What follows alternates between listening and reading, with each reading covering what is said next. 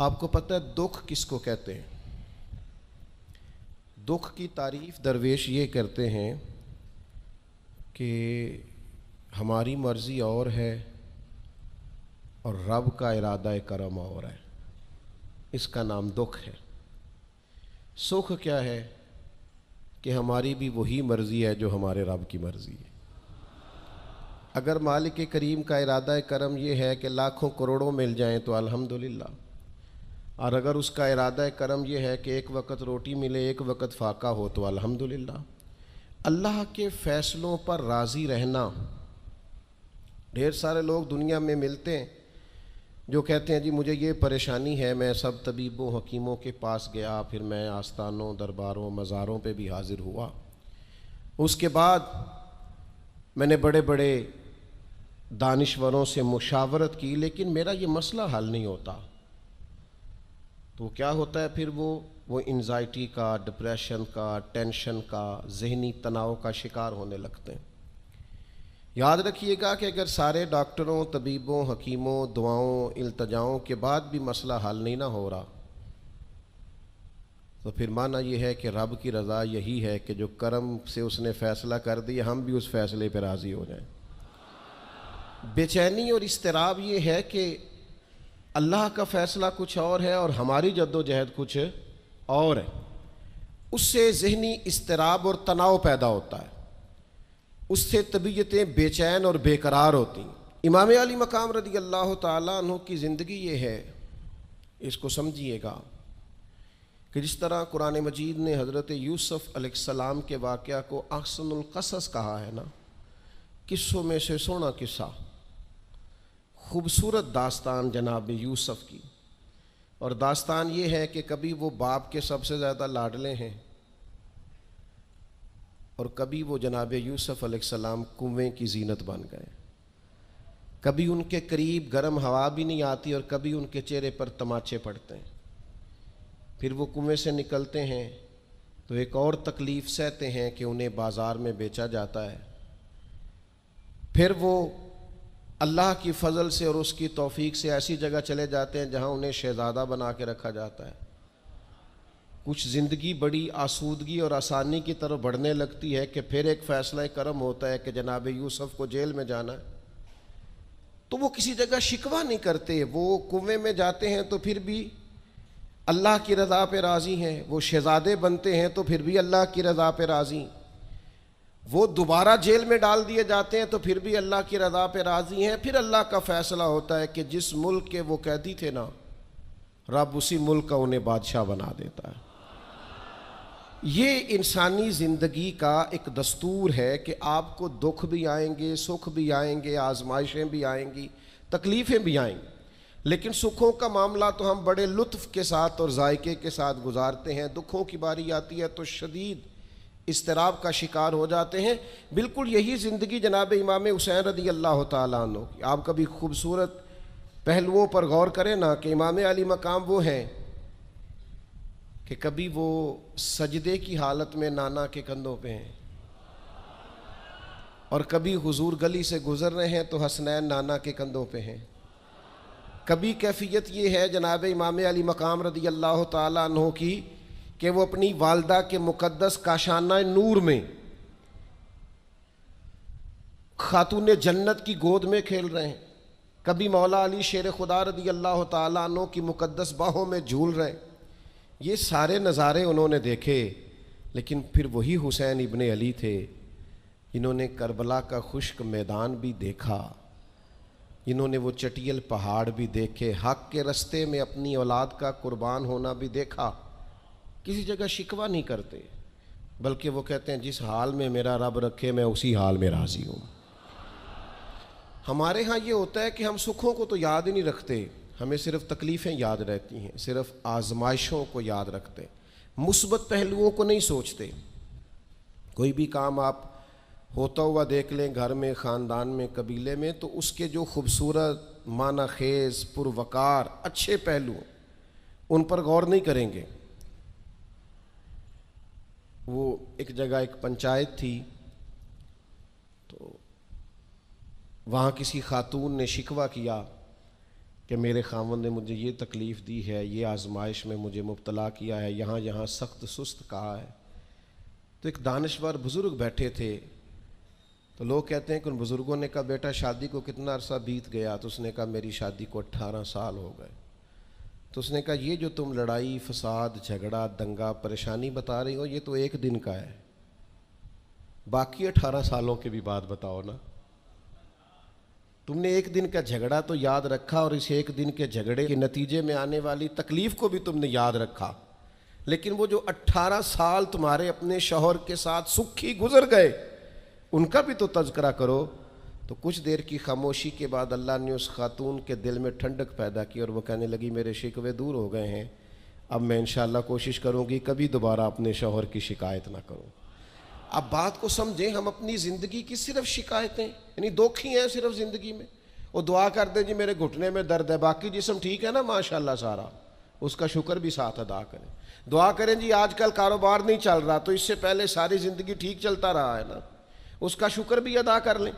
قرآن مجید فرقان حمید ارشاد فرماتا ہے اللہ کے بندوں کی شان یہ ہے کہ رضی اللہ عنہم ورضوا عنہ، یہ بڑا خاص پہلو ہے۔ اللہ فرماتا ہے کہ اللہ ان سے راضی ہے اور وہ بھی اپنے اللہ سے راضی ہیں۔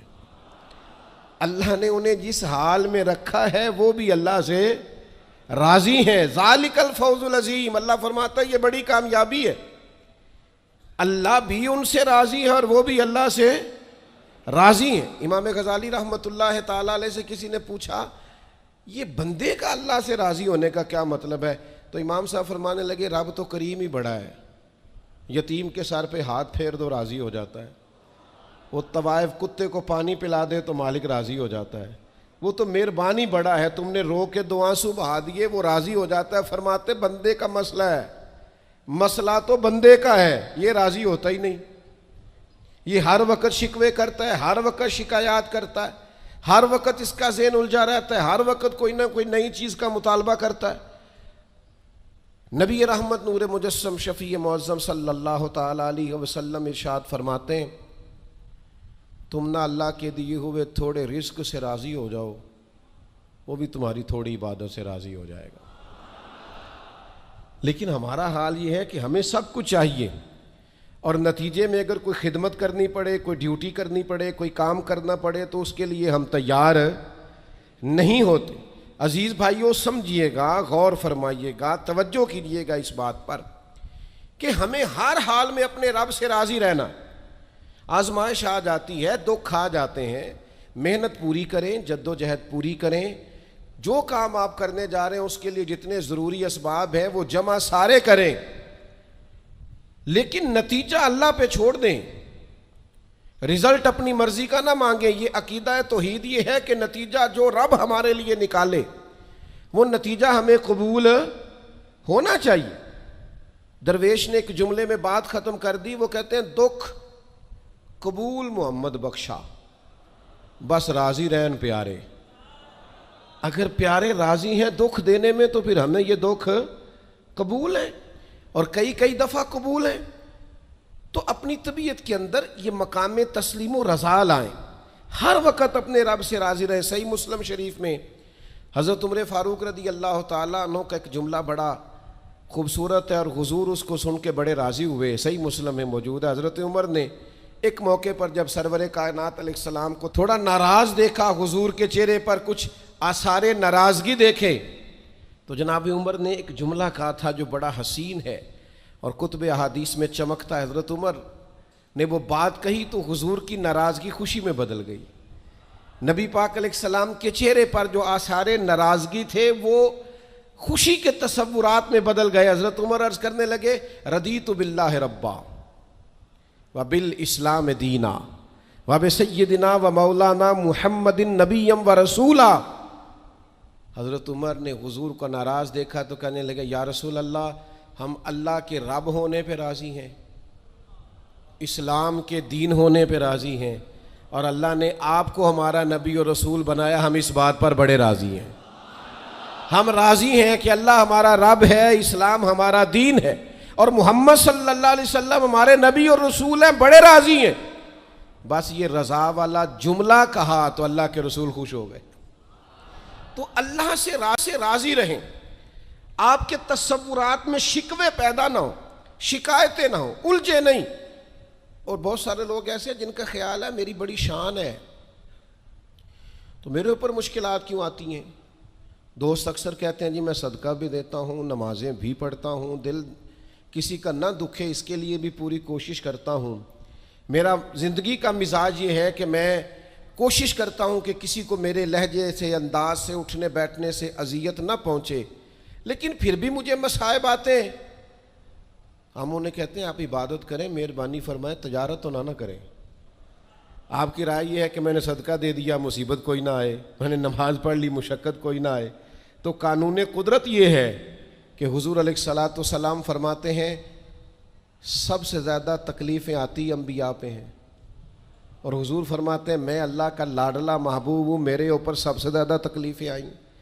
یہ آپ اللہ کی رضا پہ راضی رہ کے تو دیکھیں، آپ کے مزاج میں کمال بردباری پیدا ہو جائے، ایک ٹھہراؤ آئے۔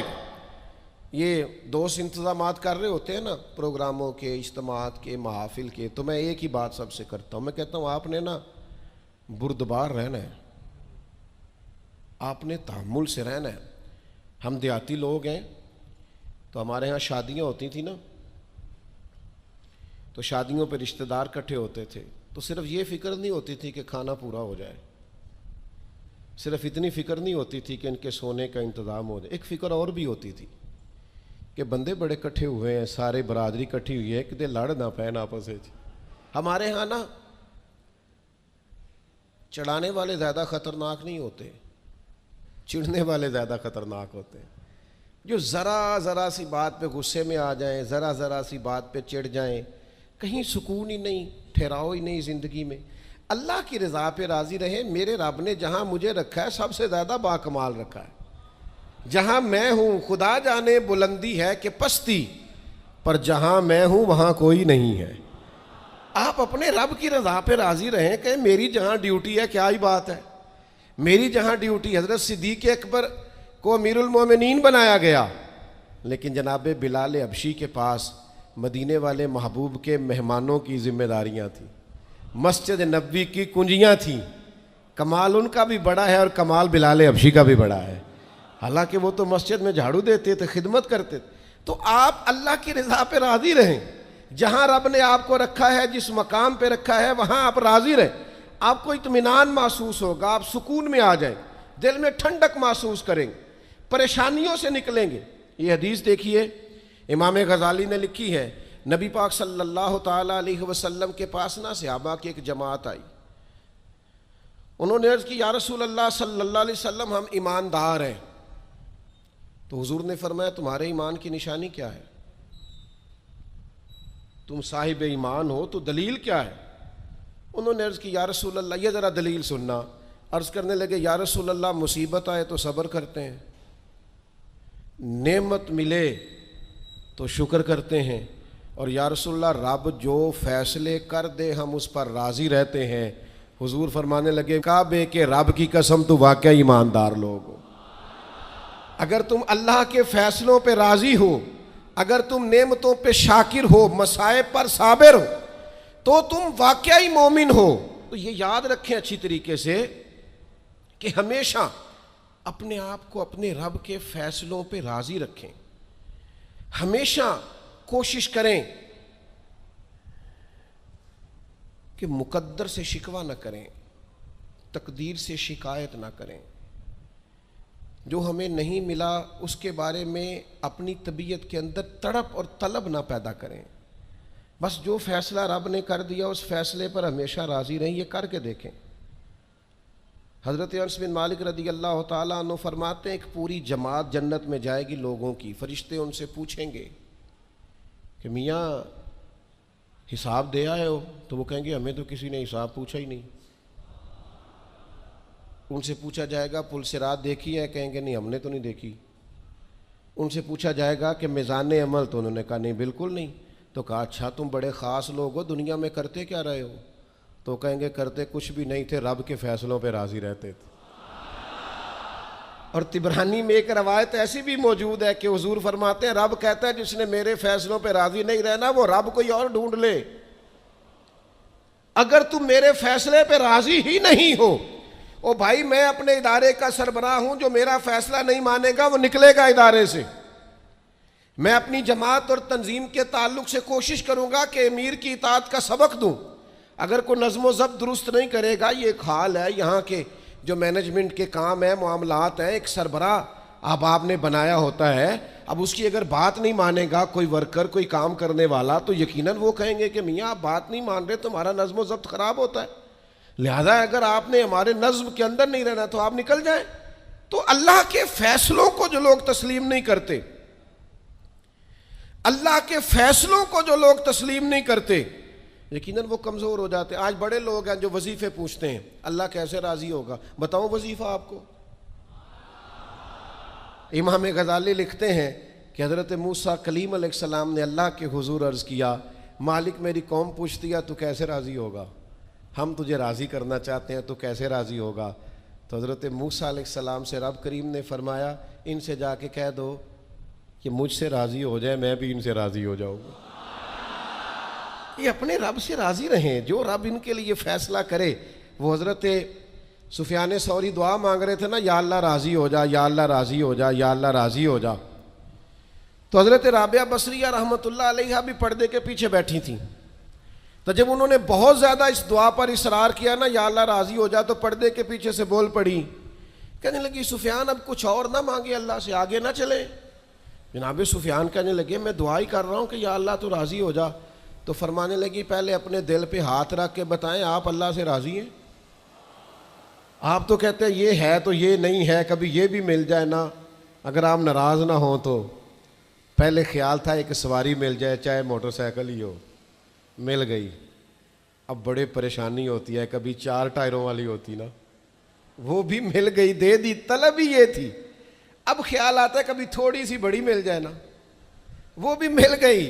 اب جن کی ذرا گاڑیاں اونچی ہیں، ٹائر چوڑے ہیں، وہ پریشان کرتے ہیں، تو بندہ تو روک ہی نہیں رہا کہیں۔ تو حضرت کلیم سے رب نے فرمایا ان سے کہو مجھ سے راضی ہو جائے، میں بھی ان سے راضی ہو جاؤں۔ لیکن ہماری طبیعت کی بے چینی، ہمارے مزاج کی بے قراری، ہمارے لب و لہجے کا وہ عالم کہ ہم خوش نہیں ہوتے۔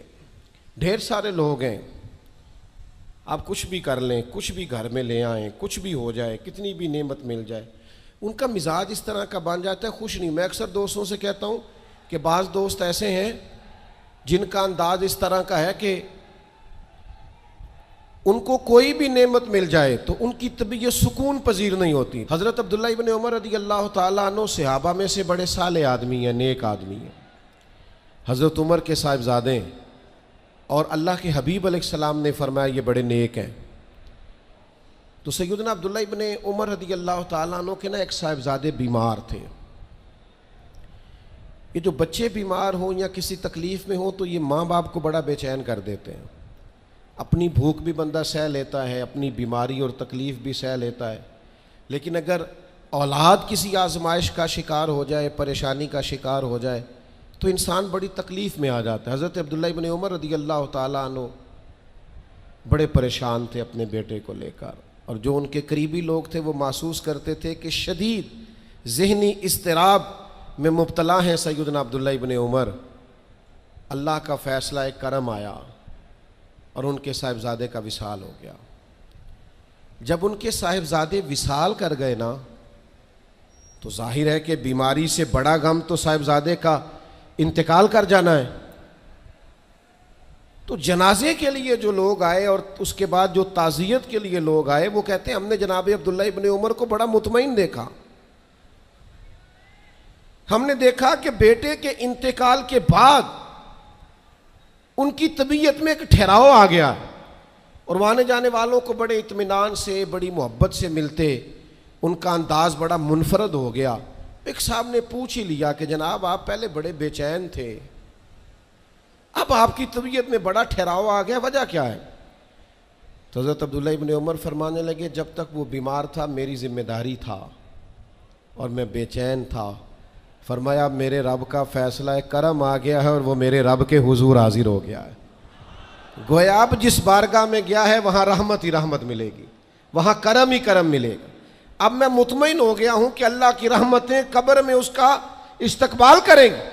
جب تک تھی تو میں پریشان تھا، بے چین تھا، بے قرار تھا، اب تو حاضر بارگاہ ہو گیا اور میں اپنے رب کی رضا پہ راضی ہوں۔ جب تک اللہ نے چاہا بیٹا میرے پاس رہا، اور جب اللہ نے چاہا اللہ نے اسے اپنی بارگاہ میں بلا لیا۔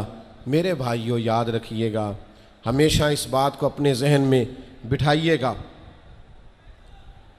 کہ زندگی کے اندر کبھی بھی اللہ کے فیصلوں پر شکوہ کرنا اور اللہ کے فیصلوں پر اظہار ناراضگی کرنا معاذ اللہ، اس سے اپنے دامن کو ہمیشہ بچا کے رکھیں اور پناہ میں رکھیں اپنے دامن کو کہ کبھی بھی انسان اس طرح کا نہ ہو جائے۔ میں دیکھتا ہوں شدید بے چینی یہ ہمارے ماحول میں، اللہ تعالیٰ معاف فرمائے، جو لوگوں سے شدید ایک دوسرے سے ہماری طبیعتیں کھنچ جاتی ہیں اور تناؤ اور کھچاؤ پیدا ہو جاتا ہے، اور پھر لوگ ڈپریشن میں چلے جاتے ہیں، حتیٰ کہ بعض لوگ معاذ اللہ انتہائی قدم اٹھاتے ہیں، خودکشی کی طرف بڑھ جاتے ہیں۔ اور بڑے بڑے پڑھے لکھے لوگوں کا ہم ایسا رجحان دیکھتے ہیں کہ وہ عجیب پریشانی کن گفتگو کرتے ہیں، بس اس کا ارادہ تھا ملک سے باہر جانے کا اور وہ حالات سازگار نہیں ہوئے، کسی وجہ سے نہیں جا سکا، تو بھئی سارے لوگ نہیں جا پاتے۔ آپ ڈھیر سارے لوگوں سے پوچھ لیجئے گا کہ وہ زندگی میں کچھ اور کرنا چاہتے تھے، لیکن اللہ کا ارادہ کرم ان کے لیے کچھ اور تھا۔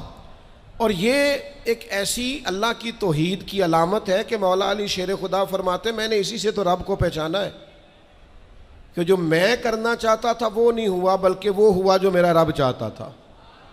فرماتے میں نے کسی کام کے لیے سارے اسباب جمع کر لیے، جب نہیں ہوا تو میں سمجھ گیا یہ کرنا میرے اللہ نے۔ تو میرے عزیز، یہ تو اللہ کی بہت بڑی اس کے ہونے کی علامت ہے کہ آپ اس کی رضا پہ راضی رہیں۔ حضرت ابن وقاص رضی اللہ تعالیٰ عنہ بڑے مستجاب الدعوات تھے، جو دعا مانگتے تھے قبول ہو جاتی تھی، اللہ کا ان پر خاص انعام تھا۔ اور یہ بات بڑی مشہور ہو گئی، دور دور سے لوگ ان کے پاس دعائیں کرانے آتے تھے۔ خود وہ نابینا تھے، بینائی نہیں تھی۔ تو کچھ لوگوں نے ان سے کہا کہ آپ اپنے لیے بھی دعا کر لیں، تو فرمانے لگے میرے رب نے بڑا عرصہ مجھے آنکھوں کا نور عطا کیا ہے، اب وہ لے گیا ہے تو میں اپنے رب کی رضا پہ راضی ہوں۔ اب اس میں ہوتا کیا ہے؟ دکھ اور تکلیف اور اللہ کے فیصلے پہ راضی رہنے میں نا ایک خاص لذت بھی ہے۔ صرف سکھوں کا مزہ نہیں ہوتا، دکھوں کا بھی مزہ ہوتا ہے۔ ہاں ہاں، زخموں کی بھی ایک لذت ہوتی ہے۔ یہ کبھی آپ کے کوئی زخم ہو جائے اور ٹھیک ہونے کے قریب آئے تو آپ اسے چھیڑ کے دیکھیں، اس کی بھی ایک لذت، دکھوں کا بھی ایک مزہ۔ سکھوں میں تو لوگوں کو رونا نہیں آتا، جو بڑے سکھی ہوتے ہیں وہ تو کعبے جا کے نہیں روتے، ناراض نہ ہوئیے گا مجھ سے، ان کو تو مدینے جا کے رونا نہیں آتا۔ یہ دکھ ایک ایسی چیز ہے جو بندے کے دل کو نرم رکھتے ہیں۔ یہ آزمائش ایک ایسی چیز ہے جس میں نفسانی قوتیں ختم ہوتی۔ کوئی نہ کوئی آزمائش انسان کے ساتھ رہے تو اللہ کے حضور حاضر رہتا ہے۔ دکھوں کو، بیماریوں کو، تکلیفوں کو کبھی بھی برا نہیں جاننا چاہیے۔ یہ تو انسان کو اللہ کے قریب کر دیتی ہیں، دلوں کو نرم کر دیتی۔ جن کو ہم بعض اوقات بڑی آزمائش سمجھ رہے ہوتے ہیں وہی تو خیر بن جاتی۔ حضرت جناب ایوب علیہ السلام شدید علیل ہو گئے، شدید بیمار ہیں، 16 سال گزر گئے بیماری کو۔ تو آپ کی اہلیہ نے ایک دن آپ سے کہا اللہ کے نبی ہیں، دعا ہی مانگ لیں، اللہ شفا دے دے۔ تو جناب ایوب علیہ السلام اپنی اہلیہ سے فرمانے لگے شفا کتنا عرصہ رہی ہے؟ انہوں نے کہا 60 سال۔ فرمایا بیماری کو کتنا عرصہ ہوا؟ کہا 16 سال۔ فرمانے لگے ذرا بیماری کو بھی 60 ہو لینے دے پھر دعا مانگ لیں گے،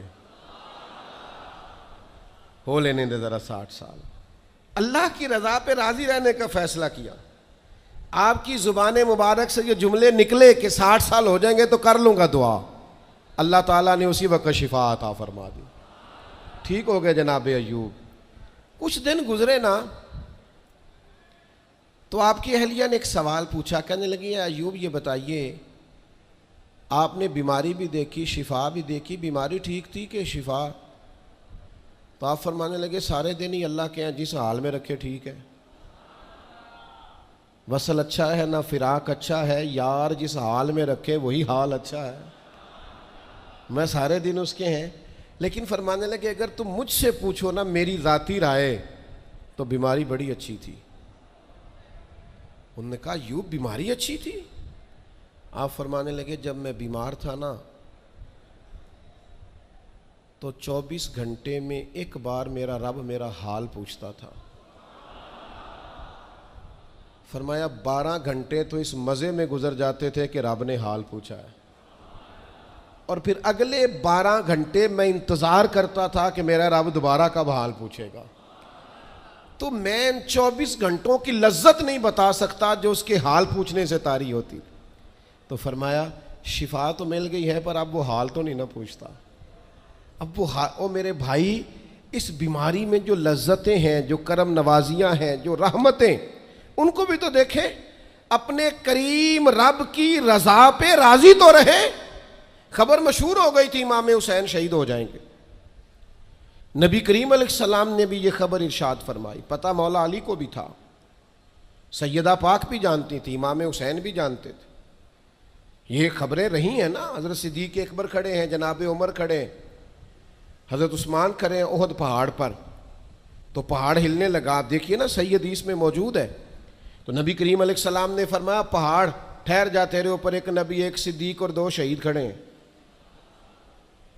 تو حضور نے بتا دیا نا کہ جناب عمر بھی شہید ہوں گے، جناب عثمان بھی شہید ہوں گے، لیکن کہ ایک دفعہ بھی حضور نے یہ دعا مانگی کہ اللہ انہیں شہادت سے بچا؟ معاذ اللہ کوئی دعا مانگی کہ یہ شہید نہ ہوں، قتل نہ کیے جائیں؟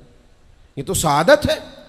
امام حسین کو پتہ ہے، مولا علی کو پتہ ہے، سیدہ فاطمہ کو پتہ ہے، یہ خبر مشہور ہے، یہ شہید ہو جائیں گے، اور یہ بھی پتہ ہے کہ آزمائشیں آئیں گی، لیکن کسی نے بھی یہ دعا نہیں مانگی اللہ انہیں آزمائشوں سے بچا۔ جس نے بھی دعا مانگی ہے یہی مانگی ہے، اللہ صبر بھی عطا فرما اور استقامت بھی عطا فرما۔ اس بات کو سمجھیں آپ کہ آپ بچے کو اگر ڈرائیں گے نا امتحان خطرناک ہوتے ہیں، امتحان نہیں دینے، تو وہ تو کسی جگہ کامیاب نہیں ہوگا۔ اس کو امتحان کا خوف نہ دلائیں، اس کی تیاری کرائیں، اس کی ذہن سازی کریں کہ امتحان دینا ہے، اس کو یہ شعور دیں کہ بیٹا کامیاب ہونا ہے۔ ہم نے ڈرا دیا ہے بچوں کو، ہم نے انہیں اس طرح کا بنا دیا ہے کہ وہ سہمے رہتے ہیں، پتہ نہیں کیا ہو جائے گا۔ ہزاروں سینکڑوں لوگوں کو روز جی ٹی روڈ سے گزرنا پڑتا ہے، لاکھوں کروڑوں لوگ گزرتے ہوں گے، اللہ معاف کرے کو سب کا ایکسیڈنٹ تو نہیں نہ ہو جاتا۔ تو اگر آپ بچوں کو چھپاتے پھریں کہ روڈ پہ نہیں چڑھنا، بھائی انہیں آپ گاڑی صحیح چلانی سکھائیں، عمر کے مطابق ان کو سواری دیں، ان کی ٹریننگ صحیح کرائیں، انہیں کہیں کہ یہ ٹریفک کے قوانین ہیں ان کی پابندی کرو، لیکن انہیں یہ خوف نہ دلائیں کہ روڈ پہ نہیں جانا، یہ خوف نہ دلائیں انہیں کہ ہم نے اس راہ سے گزرنا نہیں، پتہ نہیں کیا ہو جائے گا۔ او بھائی اس طرح تو سانپ سے ڈرتا ڈرتا رسیوں سے بھی ڈرنے لگے گا۔ اللہ جو فیصلہ کر دے اس فیصلے پر پوری طرح راضی رہنا ہے۔ ہمارے مزاجوں میں مقام تسلیم و رضا نہیں ہے۔ یہ مومن دیانتدار کیوں ہوتے تھے؟ کروڑوں روپیہ ایک شخص کا سامنے پڑا ہے اور بندہ وہ ہے جس نے صبح سے کھانا نہیں کھایا، لیکن وہ کروڑوں روپے پہ نظر نہیں ڈالتا تھا۔ کیوں؟ کہ وہ اللہ کے فیصلے پہ راضی تھا۔ وہ کہتا تھا یہ چاہے کروڑوں ہیں پر میرا نہیں ہے۔ آج لوگ لوگوں کا مال دے کے سازشیں نہیں کرتے، شرارتیں نہیں کرتے، لالچ نہیں پیدا کرتے، چوری ڈکیتی دھوکہ فریب فراڈ کیا کیا چالیں نہیں چلتے۔ اگر یہ اللہ کے فیصلے پہ راضی رہیں کہ رب نے جو میرے لیے رکھا ہے وہی میرا حق ہے، تو کبھی ان کی طبیعت میں یہ بات پیدا نہ ہو کہ ہم نے دھوکہ دینا ہے، فراڈ کرنا ہے، فریب کرنا ہے۔ آپ مقام تسلیم و رضا پہ آ جائیں۔ ڈھیر سارے لوگ ہیں جو جہاں کھڑے ہیں وہاں راضی نہیں، سامنے والا انہیں بڑا خوش نظر آتا ہے، بڑا خوش کہ یار میں بڑی تکلیف میں ہوں، یہ فلانے شعبے والا بڑے سکون میں ہے۔ تو بھائی کبھی اس سے بھی تو پوچھ کے دیکھنا، اس سے پوچھ، وہ کہے گا جتنے کانٹوں پہ میں بیٹھا ہوں دوسرا ہے ہی کوئی نہیں۔ ہم جو کام کر رہے ہوتے ہیں نا اس کام کا مزہ نہیں لیتے، ہمیں وہ کرنا ہے جو سامنے والا کر رہا ہے۔ بھئی آپ جو کر رہے ہیں اس کو مزہ لے کے کریں، مقام تسلیم و رضا پہ رہیں۔ وہ جو سامنے والا کر رہا ہے اللہ نے اس کی ڈیوٹی لگائی ہے وہ کرے گا۔ اور یہی بات یہاں تک پہنچ جاتی ہے کہ ہمیں سب کا پتہ ہوتا ہے کون کیا کر رہا ہے، اپنا نہیں پتہ ہوتا، کیونکہ ہم وہ چاہتے ہیں جو ہمارا حق نہیں، اس طرف بڑھتے ہیں جو ہمارا نصیبہ نہیں۔ تو اچھی طرح اس بات کو اپنے ذہن میں بٹھائیں کہ اللہ کے فیصلوں پہ راضی رہنا، اللہ کی رضا پہ راضی رہنا، اپنے رب سے ہر وقت راضی رہنا، یہ بندہ مومن کی شان ہے۔ اگر اللہ کے فیصلوں پہ راضی رہو گے نا تو زندگی میں اتنا سکون آ جائے گا، اتنا اطمینان آ جائے گا، لہجوں میں اتنا ٹھہراؤ آ جائے گا، آپ کو محسوس ہوگا کہ آپ کی شخصیت سنجیدہ ہو گئی ہے، وزادار ہو گئی ہے، آپ کے مزاج کے اندر ایک اللہ تعالیٰ نے خاص کمالات رکھ دیے۔ لیکن اگر آپ یہ نہیں کریں گے، اللہ کے فیصلوں پہ راضی نہیں رہیں گے، تو پھر آپ نتیجہ اس کا دیکھ لیجئے گا، ہر وقت کی بے چینی، بے قراری، الجھاؤ اور طبیعت کے اندر اضطراب، یہ آپ کو بے چین رکھے گا۔ ہم اپنی زندگی میں اگر تھوڑا سا یہ والا فیصلہ لے آئیں، آپ دیکھیں نا، انداز دیکھیں، 14 لوگ شہید ہو گئے تھے بدر میں، ان میں سے تو کوئی کسی صوبے کا گورنر نہیں بنا، انہوں نے تو مکہ کو فتح ہوتے نہیں دیکھا، انہوں نے تو روم کو، یمن کو، شام کو فتح ہوتے نہیں دیکھا۔ لیکن یاد رکھیے گا، ان 14 لوگوں کا خون بنیاد بنا تھا کہ اللہ نے اسلام کو طاقتیں اور قوتیں عطا فرمائی۔ وہ اللہ کے فیصلوں پہ راضی تھے کہ آپ نے یہاں جان دینی ہے، انہوں نے پیش کی۔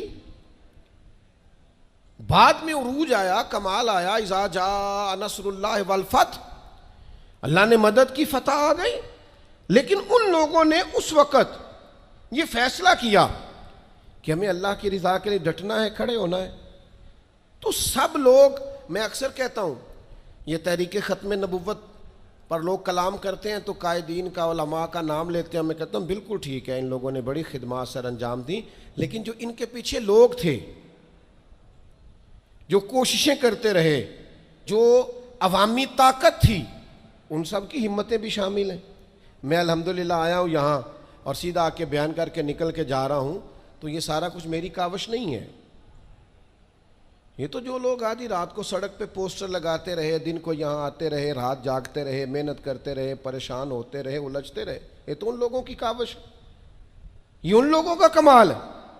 ہم سمجھتے نہیں اس چیز کو۔ جب تک آپ اپنے مزاج میں ٹھہراؤ نہیں لاتے اور چھوڑ دیں دوسروں کا کام اپنے کھاتے میں ڈالنا، یہ بھی میرا ہے، یہ بھی میرا ہے، یہ بھی میں نے کیا، یہ بھی میں، اس سے بھی بے چینی پیدا ہوتی ہے۔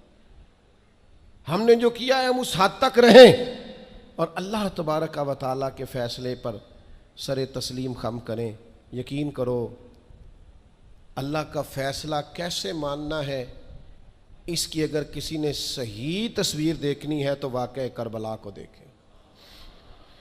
یعنی کائنات کے وہ لوگ جن کا خاندان بھی سب سے اونچا ہے، حسب بھی سب سے اونچا، نسب بھی سب سے اونچا، کمال بھی سب سے اونچا، وزاداری بھی سب سے اونچی، علم، فضل، شہرت، عزت، وقار، شرافت، نجابت، ہر چیز میں وراء الورا ہے، لیکن ان کی کیفیت میرے عزیز یہ ہے کہ امام علی مقام کے سامنے ان کی ساری اولاد شہید ہو گئی۔